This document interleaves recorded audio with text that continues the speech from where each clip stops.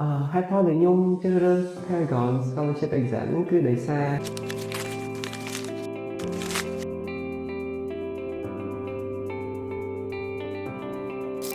សួស្តីខ្ញុំបាទឈ្មោះប៉ែនកលបុត្រជានិស្សិតនៃសាកលវិទ្យាល័យអន្តរជាតិ Paragon សិស្សសិក្សាឆ្នាំទី3នៃជំនាញវិទ្យាសាស្ត្រកុំព្យូទ័រហើយខ្ញុំក៏ជាសិស្សទទួលបានអាហារូបករណ៍ 100% នៅក្នុងការប្រឡង Scholarship Exam មួយដែរនិយាយទៅកាលនោះគឺខ្ញុំភ្ញាក់ផ្អើលខ្លាំងមែនទែនពីព្រោះ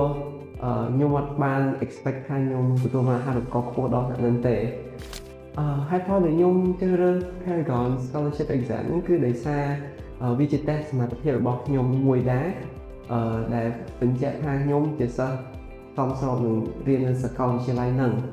ហើយម្យ៉ាងណាមួយទៀតដោយសារគ្រួសាររបស់ខ្ញុំហ្នឹងមានខ្សែស្រឡាយមកពី Paragon ទាំងអស់គ្នាតាំងពីបងរបស់ខ្ញុំរហូតដល់បងកណ្ដាលរបស់ខ្ញុំឥឡូវទៅដល់ខ្ញុំមួយទៀតហើយ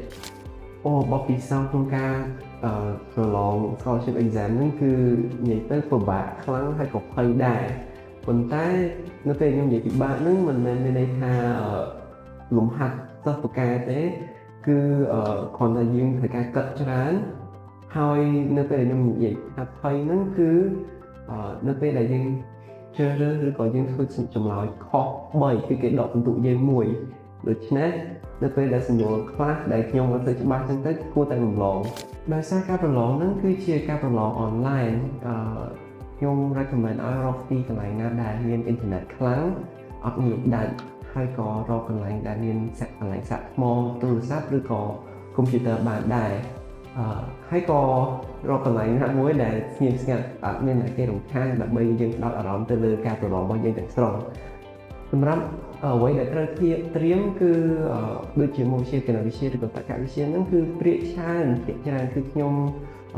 រៀននៅលើ website មានតាម online អីចឹងទៅហើយដែលមានរូបវិទ្យាគណិតវិទ្យាតក្កវិទ្យាឬក៏វប្បធម៌ទូទៅសម្រាប់ត្រៀមសម្រាប់គ្រប់មុខវិជ្ជាដូច្នេះបើមានសិស្សអូនណាដែលចង់មកប្រឡងអាចស្វែងរកសៀវភៅនៅបាក់ទូកឬក៏នៅបណ្ដាអគារនានាឬក៏ websiteដែលដូចខ្ញុំបាននិយាយនឹងដែរ